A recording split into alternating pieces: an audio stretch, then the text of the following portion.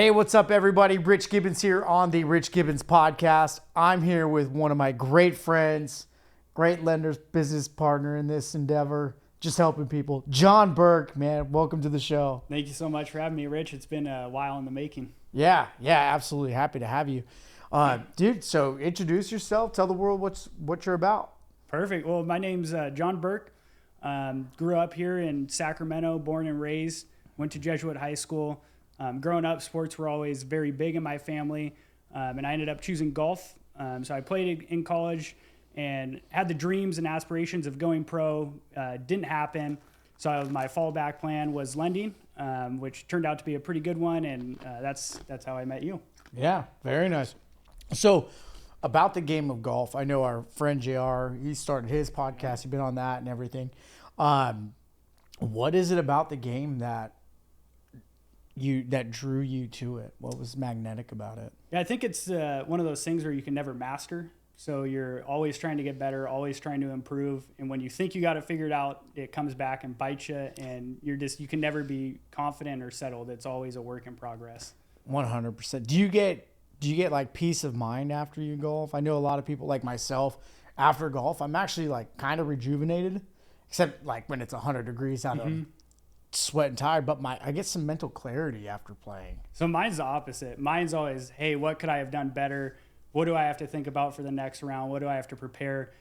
More so now that I'm not playing tournaments and it's all fun. Like, it's a blast to go out there, but when you're in the midst of competition, you know you have a tournament in 2 weeks, like you start thinking, okay, my putting's not great right now. What do I need to do that? And it just kind of consumes you, where it's not as fun if you're just, I'm going to go play with the boys on Saturday. Right. Right. You get the Mamba mentality. Yeah, exactly. Of golf. Yeah, just, you're constantly thinking about it. Like, hey, what could go wrong? How do I prepare for this? That type of thing. Yeah. So as you were growing up in golf, we know about 10,000 hours and being an expert in everything, right? It takes 10,000 hours to get to that expert level of efficiency in something. How many hours would you say you put in just practicing, not playing, but practicing in your high school and college days? Yeah, so, I mean, it's tough. I had the reputation of practicing too much and not playing enough, which I think ended up hurting me.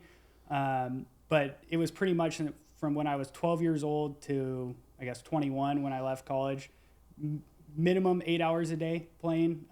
But during summers when there was no school, it was, parents would drop us off at 7, 8. We'd have a group of guys, and then they'd pick us up, 6, 7 when it got dark. So we were out there all day. Like, that was our whole childhood, was this living, breathing golf at the course. That's Eat awesome. Breakfast, lunch, come home for dinner, but everything else was golf. Yeah. Did you have a family member that played golf, or what led you into golf? Yeah, so it's kind of weird how I got started. I grew up playing baseball. That was my main focus. And then I just got burnt out just playing so many baseball tournaments. It was just like nonstop, and I was kind of over it. And my dad played a little bit of golf, but not a ton. And he took me out a couple of times, and I was like, I really want to get good at this. And so my first thing I did was a drive, chip, and putt competition. And once I did that, I was like, I'm hooked. Like, I thought I was good, even though I wasn't good at all. And from there, I just kept practicing and playing every day.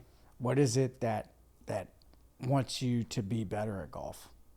Because you're better than most of the people I know by a mile.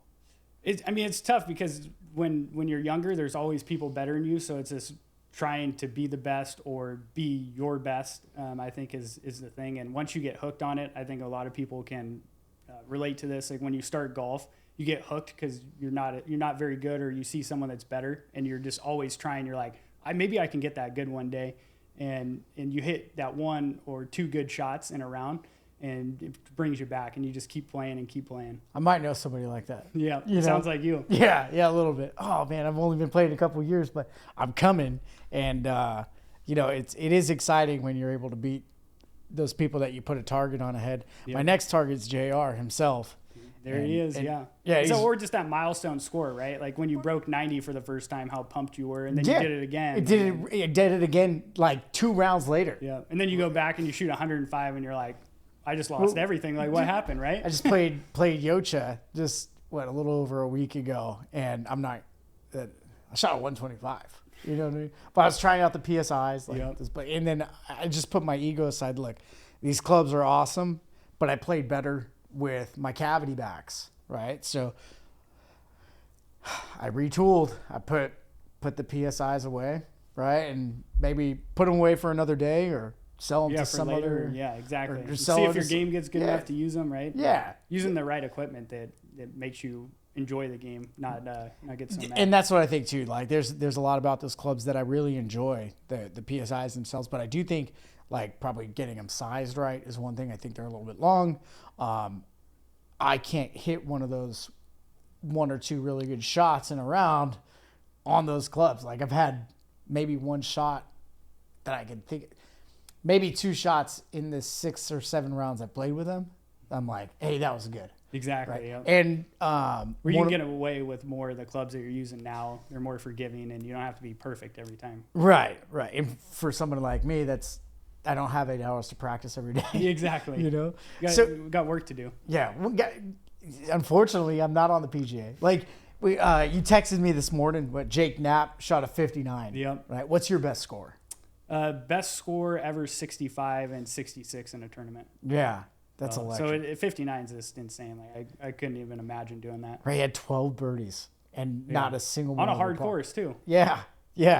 And it seems like some of those guys were playing pretty well because I think second place there's 2 at -8 on the day. Yep. Something like that. Yeah, but 59 is just out of the question. Yeah, out of the question. Right. Isn't there like a 2-man scramble game where it's like breaking 50 and you're playing like the best ball of the 2 players? Yeah, exactly. Yeah. And then playing the red tees all the way up front too. So, oh, really? I mean, I think there's probably only been 5 guys ever to shoot 59 on the PGA Tour. Wow. Roughly. But yeah, it doesn't happen very often. Yeah, no. When you texted that this morning, I was like, dude, that's pretty electric. Yeah. Right. Then he like knew every shot. And I know when we play, like I know you're not keeping score on the card, but you're like, oh yeah, I did this, and this. Right. Exactly. Yeah. Or I keep track in my head. Yeah. It's usually easier, if you don't have like a ton of strokes, just to keep track, and you're like, oh, I'm 1 over on this, bogeyed that, right? But as soon as if you make higher scores, and then I need right. If you got a double, triple, double, then I'm gonna start birdie. Right? Like, yeah, it's like counting cards on a single or 2 decks, exactly, right? Yep. Rather than 6. That division gets a little weird. But I just out of curiosity, what do you think like the best lessons golf has taught you that correlate and transpose into your life, in your routine, in your work, in your relationships? Yeah, I think the biggest one, I mean, there's a lot of aspects of golf that you can take into your life, but the biggest one is just never being satisfied, and you're always striving to get better. So you have to show up every single day. One of my old golf coaches in college, he told me, you take a day off, it takes you 2 days to get back to where you were. So I think that's probably one of the biggest things. It's like you have to stay consistent, do what you're supposed to be doing every single day. And I think that helped a lot with work as well, because it just helped translate it over the discipline of doing something for 10 hours every single day, even when you didn't want to. That was a big thing that I took from golf. Man, that's incredible. And how long have you been in lending now? So this is year number 5. Year number 5. Year number 5, yep. Awesome. What's in store for this year? I think big things. This is I'm hoping this is our biggest year. We're off to a good start. So, just staying consistent, doing the right things, really dialing in on the process, I think is going to be a big one. As we get busier, just making sure that we're doing all the little things still and keeping track of everything that's going on. So, since we're doing more deals together, making sure that nothing slips through the cracks is going to be the biggest thing. Yeah, 100%. Like I said, I love the level of service you provide clients, and I think we are kindred spirits in that way. So it's easy to be like, hey, trust in John on this side, and I'll handle the negotiations and the property search or the listing or whatever on this side, right? Just trust in John on your purchase. Like, hey, we're going to make sure you get the best level service you need. You're going to understand what it is you're signing, right? And that's one thing that we relate on is I go over emphatically what's going on in the process, right? Before a buyer ever even signs with me or we go into contract or anything like that. Like I'm sitting down with them, I'm talking about what are their goals, right? What are they looking for? What are they looking to do? What is their budget? What do they think their budget is? What are their needs? What are their wants? All that stuff. And then say, okay, does this fit in our ballpark here? Does this fit in our pre-approved range? Okay, if it does, great. If it doesn't, we need to have a conversation. Okay. Maybe having that loft area with your pre-approval amount in this neighborhood isn't going to happen right now. Is that something you need or want? Right. And then Definitely. going through that. And I think that's what you do really well is you understand the why behind the buyer, right? Because it is most people's biggest purchase of their life. And so, you're able to really dig in, connect with them on a personal level and find out, what's important to them and why it is, and then go from there to fit their needs where not everyone does that. Yeah, I think it's important. Like I tell sellers and buyers this, like, I'm not the one selling your house. I'm not the one buying your house. You're selling your house. I'm a tool to help you do that successfully with as little stress as possible, right? Yep. I'm your listing agent. You're the seller. I'm an agent, right? Here's what we're going to do together, right? You're going to get all this ready. We're going to do that. And then you're going to take the gloves off. You're going to hand them to me. I'm going to put them on and I'm going to do my job. Yep. Right. That's where we go. Right. 100%. And there's a baton passing there. And when they feel that and they know that they could trust it, it makes a lot smoother. They're trusting, hey, the data shows us this. I didn't tell them a number. I showed them what the market is doing, what the market trends report says, what our neighbors have sold their houses for in the last 12 months, and what they look like. All right. Let them come up with their own conclusions. What do you right? think? Yep. What are we going to do here? Right? Exactly. Yep. And then, okay, now what is our checklist before? Here's our checklist item. Boom. And so I see you do that on the lending side, right? With the numbers. Okay. Well, what area? Okay. Interest rates. How much can we control? Right. Okay. What is it that you really need? Your payment. Okay. You need to understand what an appraisal is. You need to understand what these conditions are. You need to understand why you need to have insurance. Okay. Boom. And here's your taxes on this, right? Like I've had other lenders that just send a pre-approval and have a little budget amount. Oh yeah, your payment's going to be $2,500, but that's only your primary mortgage and your insurance. Exactly. And I think, finding the why is so important because, a couple of clients that we've had recently, they're going to get a raise in the next couple of years and the mortgage payment was slightly higher than they felt comfortable with. So we were able to secure seller credit, get a 2-1 buy down, which significantly lowered their payment for the first 2 years of their mortgage until they get the raise, and then it's going to be comfortable. So we were able to get them into a home maybe earlier than they thought they would be able to. 100%. And so how are you staying up to date on the different products and services that your brokerage has to offer? Yeah, so the biggest thing is you just have to be in the business every single day because you're never going to know everything, but if you're around people, you'll hear people talking about it, things like that. And it is nice. We get bombarded with emails. It's nice and not nice, but probably getting 50 emails a day from different lenders trying to get your business. Mm-hmm. So they have products and things like that. So if I get a unique scenario, I'll go ahead and just search what I'm looking for in my email, and then I'll find a bank that offers it and then go from there, start talking with them, see what it's about. So that's my main source. But you got to be in the business every day. If you're doing it part-time, you have another job, things like that, like a lot of stuff falls through the cracks and it's just too hard to do. 100%. I remember when I was a part-time agent, when I first got my license, I was still an electrician for the first couple years. And, I sold 4 houses one year and like 6 or 7 the other year, and then finally made the jump. Mm-hmm. Right. And, I realized like, it's a lot of work, it's a lot of work in this industry. And I think it gets overlooked. People say agents or lenders don't do anything, like it's all the same, and that's not true. You know what I mean? Exactly. That kind of relates back to golf a little bit, where you would say, oh, well, this guy just went out and shot 59. Like, it's not that hard, right? But then at the same time, it took them 10 years to learn how to do that. And similar with our business, mm-hmm. right? It takes you a full year just to kind of feel like you know what you're doing, and then another 2 years to actually know what you're doing.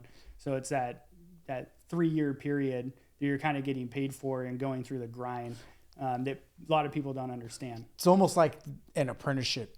I know that going through IBW 340 here in Sacramento was, that's a 5-year apprenticeship, right? You're getting 10,000 on the job hours, and I think it's like 1,000 hours, 800 hours or 600 hours, something like that in school setting. Twice every year you had 2 weeks in school where you weren't working, right? You're in the studies. And in between time while you're working, you're supposed to be studying. Exactly. Right. And then as a first and second year apprentice, like you get in your second year, you're like, yeah, I'm a second year. You know, you got a little pay raise. You're Yeah, like, you're feeling good. You're like, I know, I'm not a I rook. pretty much know it. Yeah, right? I pretty much got this. I know how to bend pipe, and you don't. You know what I mean? You don't know how to make up a panel or anything like that. And I think similarly about real estate, I don't know your side at all. Like, I know products. I know things for my VA buyers. I know things for FHA buyers. I know some of the stuff, but I lean on you, right? Be like, hey, what's going on in your world that I could share with a buyer client that might need that. Exactly. Right? Yep. And I think it's good to have a partnership in this. It is, yeah. And it's nice we don't step on each other's toes, right? I don't try to do your job and you don't try to do mine, which is perfect because, you know, sometimes agents will be like, they really need to close this deal and then they're all over you on that stuff and you're just like, hey, do your thing, right? And trust me to close it, which is awesome. Right. And we've had some stuff happen. Yeah. Right? Where it's like, something always comes up. Yeah. It's like, I always tell buyers, it's like a flight. And, you know, you take off, sometimes there's going to be turbulence, but we're going to get the plane down. As of late, it's been a little fishy with all these plane crashes, right? But for the most part, like we're going to land you safely, and there may be some turbulence along the ride. funny story about that. Those plane crashes, there was more January 2024 than January 2025. But what's on the news? Okay. Right. Yeah. See, that's why you don't. That's why you can't watch it. That's why you can't watch it. You know what I mean? Like, hey, by the way, and that's a thing. But that's the same thing in real estate, right? Somebody might tell somebody, like their Uncle Joe might tell them when they're buying a house, hey, I'm going to be there for that home inspection. They need to have this done, blah, blah. And it's like, it's already been taken care of. Or, hey, by the way, that's no longer a requirement for this type of loan. Or, hey, by the way, like your niece and nephew are buying the house. Yep. You know what I mean? Like, I know everybody, it's like a mothering parent or a helicopter parent. They want what's best for their kid, but is suffocating them with attention actually making them better? No. Right. It makes them more worried, you know. Right. They get in their head too much, thinking too much, and it's like you give them the information that they need to know. Make sure you're ahead of the curve on everything possible, and expecting what could go wrong, and then you just take care of it, right? And I feel like we've done a very good job of that, of getting through any hurdles that have been possibly there. Yeah, it's good having your expertise on your end, my expertise on my end, and then saying, hey, all right, cool, let's navigate. Here's what's going on with buyer X, right? They're selling their property. We are contingent. Okay, we're in contract. They're over here. What are our moving steps? Who needs to know what? When does it need to go out? Boom. Okay, cool. Let's make this as seamless as possible. We got 3 or 4 dominoes lined up on closings that need to happen. One in the Bay Area, one here, one's going to the Midwest, one's going to the East Coast. Like everybody's making sure everything's coordinated. Right. That's what we do. I feel like a good job is communicating anything that could be an issue up front. So you're aware on if it's on your end, you let me know, and then if there's something on my end, I let you know so we can kind of navigate it. And it's not a shock all of a sudden when I call you and I say, hey, Rich, I got bad news. We're already planning weeks ahead of when we know something can go wrong. 100%. It's such an interesting thing because you mentioned, you know, how agents sometimes helicopter over and like, hey, they have commission breath, they need to close a deal, they haven't closed a deal in 5 months or something like that, and they're on top of you. What does that make you feel like? Like, what goes through your head, and how does that affect your performance? Yeah, it definitely doesn't help. I mean, I've been there, right? Like, I understand the feeling, and it like you said, it's usually when it's an agent's either, you know, low on money or they haven't done a deal in a while and they just like, they really need this to close, right? So it's, you understand from that aspect that it's like very important to them and kind of, it's not life-changing, but for them, it probably feels life-changing. And so, yeah, when they're on you all the time, it's you're just kind of thinking, you're like, I know what I'm doing. Like, do they not trust me? That type of thing. But I think if you come at it from a different perspective, you look at it from their side, what they're going through, then you can kind of sympathize, but it doesn't change anything that I do. On my end, I'm still doing the same exact process through every single loan. So if anything, it's just a little bit of an annoyance. Yeah. What would you advise? Like, because we got some agents that follow and watch and everything like that. I don't know if they've been there.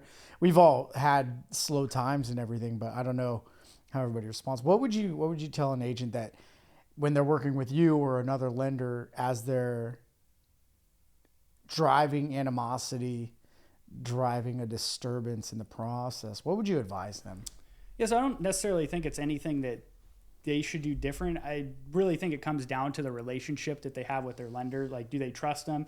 If it's their first time using them, like I can 100% understand, but I think it's more on the lender's job to reassure the agent that everything's going okay. So what I've been taught to do is every Tuesday we send a weekly update to all the agents, all the parties, so everyone kind of knows where we are. So that kind of eases, hey, what's going on with this loan? Like, are they working on it? Are there any issues? And so you send that out, and I've noticed that helps a lot. And then when we were at the Tony Robbins thing with Chad, he mentioned just, hey, let's do a quick phone call on Fridays. To all parties, just let them know like nothing's changed, because a lot can happen in a purchase between Tuesday and Friday, hours, right? Yeah. And so just that extra phone call just on Friday, letting everyone know what's going on, where we're at, everything's going smooth. I think that not only reassures the agents, keeps them happy, and like nothing's going through their head, and then it also allows you to have a weekend where you're not getting blown up like, hey, is this going on, this, that. So I think it really comes down to the trust of a lender, and then them doing their part. Yeah, 100%. I agree. I'd tell those agents, like, remember everybody's on the same team. Exactly. Yeah. And the most important people in that transaction are the buyer and seller, making sure that the contracts are fulfilled and everybody gets to the closing table, right? Yep. All the other emotions, all the other things that pop up are just things that happen, right? At the end of it all, it's about the buyer and the seller, ensuring a good close, making sure that the transaction is complete. Like, why are they writing an offer on a house and getting into contract and doing these inspections and going through the negotiations only to not close? That's not why people do this. Exactly. They do it to get to the closing table for the client. At least that's why I do it. Yeah. And trying to build throughout that process, making it so easy on them and reassuring them, and providing everything that you can to have them be able to refer you new clients. I think it's like one of the biggest compliments you can get from someone. Yeah, 100%. I haven't done any other deal other than here in California.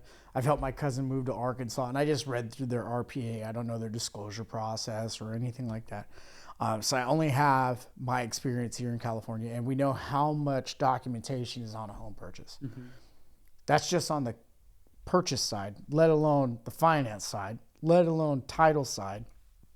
Thousands and thousands of documents. Yeah, it's overwhelming. It's 100% overwhelming. Okay, cool. Well, what is it that they need to know? Right. Okay, cool. Let's walk you through this. Title's going to sit down with you, go over that. John's going to sit down, go over you with that. I'm over here. We're going to do this. Exactly. And if you go through everything thorough up front, then I've never had someone at the closing table call me and be like, what is this on their, as they're signing loan documents?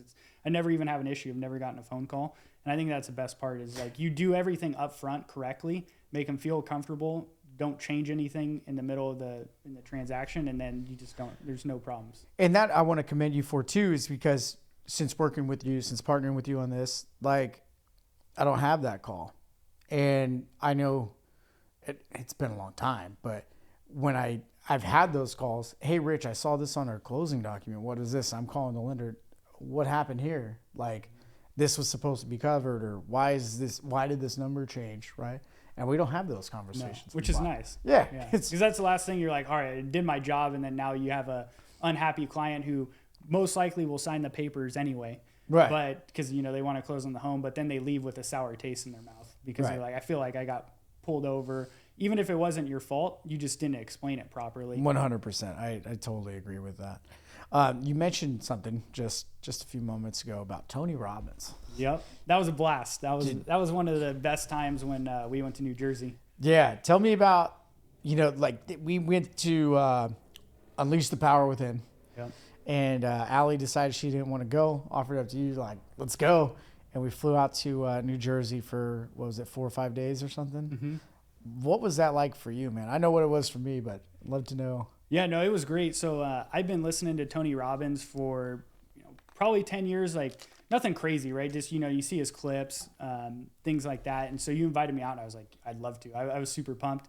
I think the trip was awesome in itself. Like, I had a great time hanging out with you.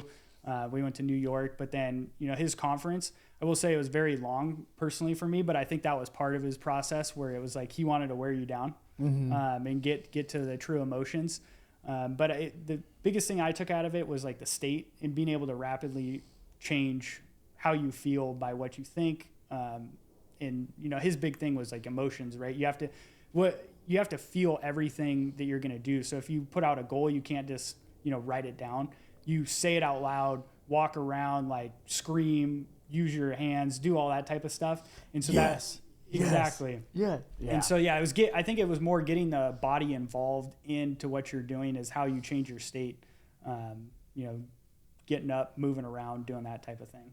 Yeah, I totally agree. I thought it was really awesome. And you're right. I think that, especially the first day, we were there, 15 hours inside the Prudential Center? And then we're going and walking on fire. And we're walking on fire, dude. Like at 2 a.m. And I'm like, dude, I'm ready to go home, Rich. Are you sure you want to do this? Right? We're firewalkers, dude. That was, I thought that whole thing was cool. Like, it's nerve-wracking walking up to it a little bit. Like, you're pumped up. There's everybody around you, and you're going to do it. Like, you're not going to walk in that line and then get up after watching everybody go through. Yeah. So I'm a little bit of a skeptic, and just for all the people out there. So I thought it was kind of fake. I was like, there's no way he's making us walk on actual fire. But like, I saw the coals and everything. And so everyone's all pumped up and I'm just exhausted. And I was like, all right, we're just going to do this. And I took my first step on the coals and I felt it. Like I don't think I was pumped up enough to go through it. And it put a pep in my step. And when we got back, like I had a piece of coal stuck to my foot and it burnt a little bit. I'm like, oh, they were real. Those are real coals. Yeah, that's so interesting. I didn't feel a thing. I don't know if it's because the ground was so cold. That's true, yeah. My feet were numb. I didn't feel it until I got back and my feet warmed up in the hotel. And I was like, dude, look at this blister. Right. That was fun. But that was such a good experience. I would highly recommend anybody that hasn't gone to a Tony Robbins event. I know Allie and I are talking about we're getting married this year. Otherwise, I'd take her to Unleash the Power Within in LA this year. But the following year, I think I would like to get her to go to that. Yeah. What'd you get out of the event? Man, I got so much. It's hard to put in words. Not really. I'm just like a little bit embarrassed about it. But there's part of it where the people around us were calling it like the exorcism, right? The third day? Day 3? Yeah. And man, running away from the pain of what you walk through. Like you're on day 3, you're tired. You're already 40 hours in this thing in 3 days, right? Mm-hmm. Like you're pushing it, or close to 40 hours or something like that. But going back, like I can put myself back in there when I think about it. It's almost like a triggering response to go back on that day, on that side of the Prudential Center where we're at, right, and exactly see the stage, hear the other people crying and screaming and all that stuff, and like going back into what I was thinking about losing everything. And doing that for 40 years. And like that was a big exercise where, just for everyone out there, Tony was like, hey, if you keep doing what you're doing for the next 5 years, 10 years, 20 years, like where are you going to end up? How does this impact your life? And it almost forced you to make certain changes. Because you're thinking like, man, if I keep doing what I've been doing, all the things that you miss out on, all the people that you hurt, all the experiences you don't get to experience. So that was a pretty big event. That was really good. I want to go back through the book. I kind of want to go back through it with Allie too, like talk to her about some things. But personally, I had such a good awakening there. Like it kind of changed. It changed my future, like in 4 days. Right? It was really electric. This makes you look at things slightly different. You analyze things different. You see people different. You see the world different. And I'm not saying like there's a lot of rah-rah at Tony's events, and I dig it. You know, yeah, you were loving it. I'm not massive for that, but like I started to warm up to it as we were going on. Yeah, you just get a little dance in there. I just love moving. I love dance. I love smiling and stuff. And so like it resonates with me. Like, I was listening to a podcast. I forget the terminology, but like it's easy for me to follow into suggestions, right? Like if I agree with it or think there's positive there, it's easy for me to be like, yeah, I'm going that way, right? I don't have a rail system put in place on like a security system to be like, oh, this is okay. Well, these people are having fun over here. Let me think about that. I'm like, no, I want to have fun. Yeah. Oh, they're making money over here. I want to make money. Oh, they're disciplined and they're fit. I want to be that. So I just do those things, right? Like to an extent, I still have my pitfalls and stuff. I got a sweet tooth. As does everyone. Yeah, got a sweet tooth. But I'll say from Tony, man, some of the things that I got from it, dude, I just quit nicotine a couple weeks ago. That's awesome. Right. I quit smoking cigarettes back in 2015. And then I actually bought my house 6-7 months after I quit smoking cigarettes. And there's a study on that, like how much money you save when you quit smoking. And I was like, I wonder, like if I had quit sooner, could I have bought a house sooner? Exactly. But so I quit smoking cigarettes then, and I went all the way up till 2021. I had a couple Black and Milds here and there, or a cigar here and there. Never addicted. Never got addicted again. Then I go to Jacksonville, Florida for the first UFC fights with people right after that COVID. was the best card ever, right? Bro. There was a knockout every fight. Like yeah. all of them, or a TKO, right? Jimmy Crute snapped or lost nerve damage or whatever in his ankle. It was kind of Kamaru Usman went and destroyed Masvidal. Right. Yep, that's right. Yep, blasted him. Rose Namajunas. That was when it was first time he'd ever been. Been knocked out. So I'm a big sports fan, such as like yourself. Then me and John were chatting, and he got me tickets to the fight, like for my birthday. He's like, "Hey man, I know how bad it would, or how much you'd want to go enjoy the first event with people back from COVID." And I said, 100%, dude. Like, yeah, I want to be. When and where? That's history, right? And it was in Jacksonville, so I got a flight out there. There was, anyways, I had met a couple guys while I was over there that I was hanging out with the weekend, and they were vaping, and they had the flavor of vapes. I was like, oh man, I could do this weekend. Not a big deal. This is in 2001, right? 2021. Yeah. 2021, and smoked those that weekend. And I didn't stop until 2 weeks ago, just over 2 weeks ago. That's crazy. There's one event. One event. And then 5 years later. 5 years later. And that's the thing like Tony talks about. It's like you could do these things, and then what does it do to you and the people around you in 5 years, 10 years, 20 years, 40 years, right? Exactly. We went down deep, dude. We Like, did. I was crying. You're bro. on your deathbed, right? I was like, yeah, dude, just thinking about that. So going back to that experience is, you know, I told my buddies, hey, I'm quitting nicotine by March 31st. Like I'm going to do it. I'm going to power through. I've quit before. I'll be fine. And we're in February, and I went to the gym, put on a podcast. It's been on my mind. Like it's coming. I've already written it down. I'm already going to do this by the end of March.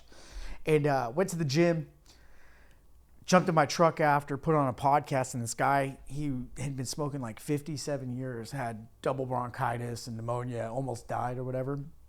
And he's talking to his doctor like while he's going through this. And his doctor's like, do you smoke? And he's like, yeah, 57 years. And he's like, you need to stop. And the guy tells him in the doctor's office, okay, I stopped. Now what?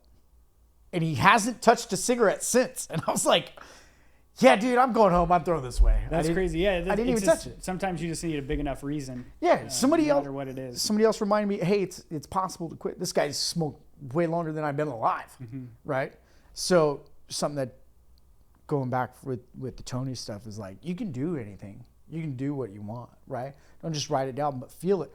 Now, if I kept smoking, what's that doing to my lungs? Like I spent 5 years getting my lungs clean, and I just tarnished it, right? So maybe something worse. Who knows, right? Possibly. So, that's now I got. I think lungs take somewhere like 5 years to fully recover from. You got 5 more years. Smoke. So I got a lot of breath work. A lot of breath work to do. A lot of work to do. But how about the Knicks game we went to when we were there? Dude, great seats. If people haven't been to Madison, I get it now. Yeah. I get it. Like it was unreal. You see it on TV, and you're like, "Oh, that's cool." you see it like when you look at downtown New York, right? You see it. Like, oh, that's cool.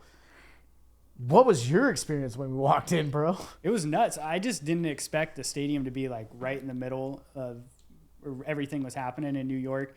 And it was like so new, but then when you went inside, it was old. Like it wasn't the greatest thing ever, but we were so close to the court, like it was unreal. Just hearing stories about it, you know, you see it on movies, things like that. Like what do they call it? The meta? Yeah. That was a wonderful experience, and those seats were electric. Yeah, they were awesome. Just to the left side of the hoop, basket, right behind the basket, right? You see almost Spike on the Lee. Court. Yeah. Yeah, you can see Spike Lee. Yeah, that was awesome. You're almost on the court, and then you realize how big those players are. Huge. Cat is huge, dude. Yeah. Like, I didn't even know he was on the Knicks. Like, I stopped following him after he left the Timberwolves, right? And This might be his first year, but yeah. yeah, whatever.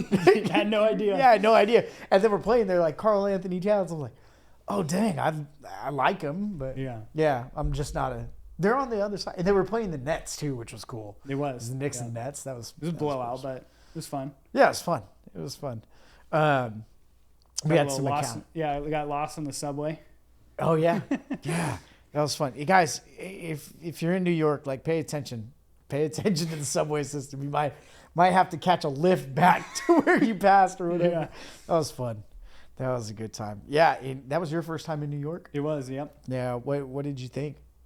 It was crazy. I mean, I thought it would be a little bit like San Francisco, but it just seemed like it was 3 times what San Francisco is. It didn't it? Like the energy was different. It felt bigger. It did. It felt like just everything was happening. We got to watch the Niners lose at a sports bar, Seahawks sports bar, which was brutal. Oh, that was brutal. Yeah, we watched the Packers and Bears. The Packers won by a blocked field goal. Yep, that's right. Right. Yep.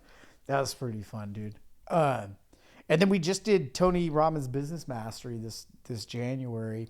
I know you had a lot going on, you know, and you were able to plug in, you know, halfway, not as much as I would have liked, but yeah, we'll have another opportunity. What did you gather from that? What information are you using to propel your business? Because just so everybody knows, John works with other agents too, and I highly recommend if you're an agent, talking with John to see what he has to offer. Thank you. Like I appreciate the plug. 100%. I just want to plug. He's got room for more work. Definitely. Yeah. So the business mastery was pretty cool. I think it overlapped a lot with the other event, the Unleash the Power Within that we went to. Just about feeling what you want to achieve and going out and doing it. But it was more, so they talked a lot of tactics, which I liked, and I implemented some of those, but it was more the passion, the reason behind why you're doing things is the biggest part that I took out of the event. Because at the end of the day, it comes down to numbers, but to get started or to make changes, there has to be a reason and there has to be passion behind it that will make lasting changes, or else you can do it and you may do it for a month or you may do it for a year, but they could, disappear and you falter back. So it had to be like really deep emotions, like why are you doing this? Why do you want to get people into homes? Why are you running this business per se? And so that's what I took the most out of it. Yeah. What are some of the things that you hold dear that make sure I know you get in there early some days, like 5:30, 6 o'clock, hammer out your stuff. Like, yeah, I mean, I think a lot of it's just, pride of wanting to be good at what you do. But the bigger part is, people are putting their faith in you, especially being a little bit younger. You kind of have to prove yourself, but the biggest decision of someone's life for the most part, or one of the biggest decisions, they're putting your faith in you to guide them. And so, you can't take that lightly. Mm-hmm. So I always try to do my best on every single thing, do what's right for the client. And, never put them in a spot to where, even though it could benefit me, just never doing something that you wouldn't do for yourself. And so that's what I always try to do. Like pretend like it's my mom that I'm giving a home loan to. And, even if I have to take a commission cut or do something that's, not the best for me, always making sure that the client's, getting the best thing possible. Yeah, 100%. You're giving the best level of service, that's for sure, on the lending side. So we're in 2025. We're going into March, which leads us into the second quarter. How are you on your goals? What's next? What do you have to improve going in to make sure that 2025 is an awesome year? Yeah, so I think I got the processes dialed down very, very good, where I can expand with more business and keep the same level of service. I think that was my biggest worry about growing the business. It's like, hey, if I can't be in every single file and processing it myself and, being the only contact for the borrower, like, can I actually grow? So that was one fear that I had to overcome, and, being able to trust other people around me and saying, hey, like, do your thing. And so I think now that I have the processes going in, it's just going out and getting more business. So it's always a little slow, I think, from January to February, and I'm on a good pace, but it's just continuing trying to grow that, build relationships, continuing to take care of people. And then as rates drop, I think more stuff will start flowing in. Very nice. Yeah. I hear you. I'm behind on my goals, which is typical because I put these lofty goals out, but I'm getting like fired. I'm getting like mad about it. Definitely. I'm like, son of a gun. But then I realized like how much time I've taken off. It's like just part of the thing. Right? And that's what I kind of use, because our business, it's from March to November, it's pretty action packed, and it always seems like December, January, and then the early part of February is a little bit slower. So last year I kind of made up my mind. I had gotten out of shape a little bit, wasn't working out as much as I usually do. So I was like, all right, like this is the time. You have 3 months to just kind of like, I'm still working every day, but like one of my main focuses was this fitness, making sure I'm in the gym 5-6 days a week, eating the right things. And so I lost like 20 pounds in let's go 70 days, which is good for me, right? I got a little bit of a belly and I got a fast metabolism, so it wasn't like crazy hard, but it was just nice to like get back on track a little bit and then try to carry that forward into the year, when there's a lot more stuff happening, you're going on trips, things like that. So I just wanted to get back in reasonable shape. And then now that I got, feel like I'm seeing all this progress, I'm like, damn, what if I just did this for like 6 months? Right. And so now I'm kind of on the addicted trend. Good. As you should be, man. And you have a accountability partner with your fitness and fee, right? Yeah. Work out with the guy that gets on me if I'm not doing what I'm supposed to be doing. So yeah, that's been huge for me. He got me back in the gym, gave me a whole plan, what to eat, what I need to do. And so that makes it easy when there's no excuses. All I have to do is show up and put in the effort. And like he took care of any research or anything else that I had to do, which was nice. Put this in your mouth. Don't put this in your mouth. Work out like this. Yeah, exactly. You're not sweating enough. You need to push harder. Yeah, the whole plan of a workout every single day with every single exercise, and I just pull it up, and I was like, all right, well, if you don't do it now, you're just lazy. Right. So. Right. You don't have to think about it anymore. Yeah. That's what I like about my gym is when I do the WODs, right? Workout of the day, the WODs. I don't have to think, right? I'm just like, okay, how am I going to perform? Yeah. Do I have enough will to get through this thing? Right.